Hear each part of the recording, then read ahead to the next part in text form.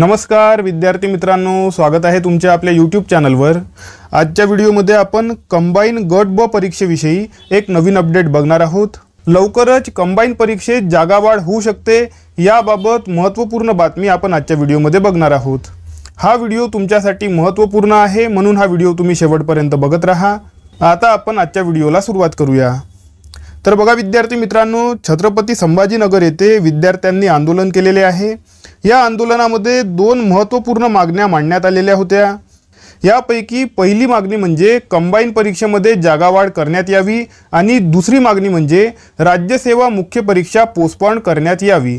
तुम्हाला माहिती आहे की राज्यसेवा मुख्य परीक्षा याच महिन्याच्या शेवटी होणार आहे आणि काही विद्यार्थी जे राज्यसेवा मुख्य परीक्षेसाठी पात्र आहेत त्यांनी आक्षेप घेतलेला आहे की आम्हाला 20 ते 25 दिवस जे आहे आमचे वाया गेलेले आहेत, तर आम्हाला 20 ते 25 दिवस अभ्यास करायला मिळाले पाहिजे। म्हणून राज्यसेवा मुख्य परीक्षा ही 20 ते 25 दिवस पोस्टपोन करा, अशा प्रकारची मागणी हे विद्यार्थी करून राहिलेले आहेत। ओके, आणि याशिवाय कंबाईन गट ब परीक्षा तुमच्यापैकी भरपूर विद्यार्थ्यांनी ही परीक्षा दिलेली असेल। या परीक्षेमध्ये जागावाढ करण्यात यावी याबाबत विद्यार्थ्यांनी मागणी केलेली आहे। अशा प्रकारचे आंदोलन पुण्यामध्ये सुद्धा झालेलं होतं आणि आता छत्रपती संभाजीनगरमध्ये सुद्धा हे आंदोलन झालेलं आहे। अशा प्रकारचे आंदोलन इतरही जिल्ह्यांमध्ये करण्यात येतील अशा प्रकारचा इशारा विद्यार्थी संघटनांनी दिलेला आहे। ओके, आता यामध्ये बघा विद्यार्थ्यांनी अशी मागणी केलेली आहे की कंबाईन गट ब पूर्व परीक्षेचा जो निकाल आहे हा निकाल लागण्याआधी या जागा जे आहे वाढवण्याची मागणी विद्यार्थ्यांनी केलेली आहे। हे मी तुम्हाला थोडं वाचून दाखवतो बघा। कंबाईन गट ब परीक्षेचा निकाल येत्या काही दिवसांमध्ये लागणार असल्याची चर्चा विद्यार्थ्यांमध्ये आहे। पूर्व परीक्षेचा निकाल लागल्यानंतर जागावाढ होऊ शकणार नसल्याने येत्या आठवड्याभरामध्ये जागा वाढवून द्याव्यात अशा प्रकारची मागणी विद्यार्थ्यांनी केलेली आहे।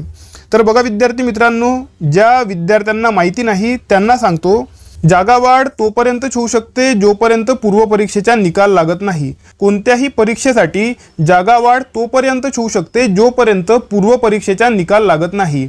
एकदा पूर्व परीक्षेचा निकाल लागला की मग बघा जागावाढ होऊ शकत नाही। ओके, आणि जेव्हा कंबाईन गट ब परीक्षेची ॲडव्हर्टाइजमेंट आली तेव्हा विद्यार्थ्यांना असं वाटलं होतं की निकाल लागण्याच्या आधी म्हणजेच कंबाईन गट ब पूर्व परीक्षेच्या निकाल लागण्याच्या आधी जागा वाढतील, परंतु बघा असं झालेलं नाही। जागा वाढलेल्या नाही, यामुळे बघा विद्यार्थी निराश झाले।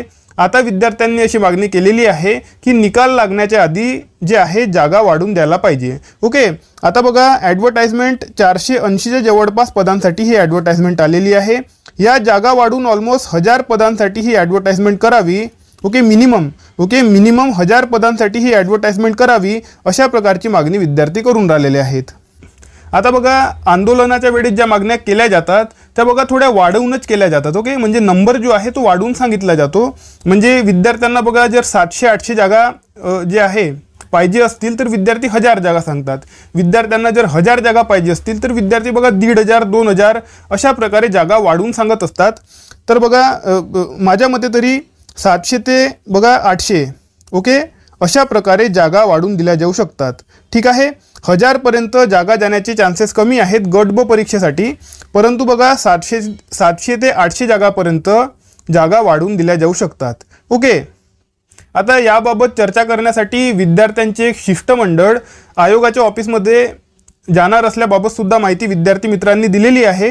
त्या चर्चेमध्ये काय निष्पन्न होते त्याबाबत आपल्या टेलिग्राम चॅनलवर आणि व्हॉट्सॲप चॅनलवर सुद्धा तुम्हाला माहिती देण्यात येईल। ठीक आहे, याशिवाय बघा याबाबत शासनातर्फे सुद्धा लवकरच प्रतिक्रिया येण्याची शक्यता आहे। कारण आयोगाकडे जर मागणीपत्र गेलेलं असेल तर आयोग त्या ज्या जागा आहेत त्या जागा ॲड करू शकतात आणि जे आहे जागा वाढवून देऊ शकतात। परंतु जर आयोगाकडे मागणीपत्र गेलेलं नसेल तर मागणीपत्र पाठवण्याचे जे काम आहे ते बघा शासनातर्फे होणार आहे।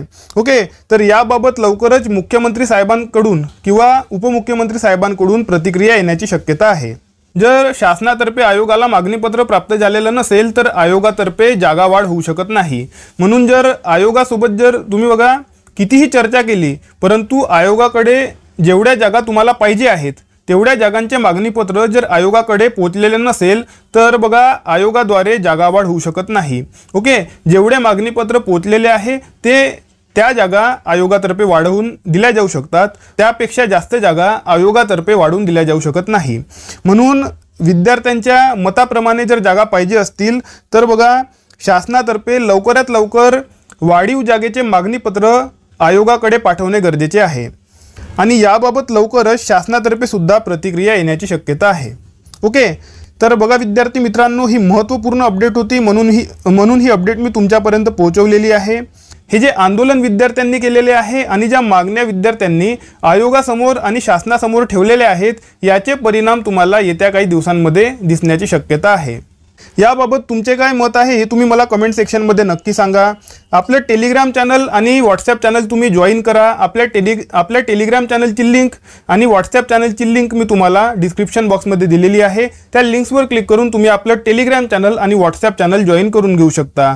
आता आपण भेटूया आपल्या पुढच्या व्हिडिओमध्ये, तोपर्यंत अभ्यास करत राहा। या व्हिडिओला लाईक करा, चॅनलला सबस्क्राईब करा आणि बेल आयकॉन प्रेस करून टाका। धन्यवाद।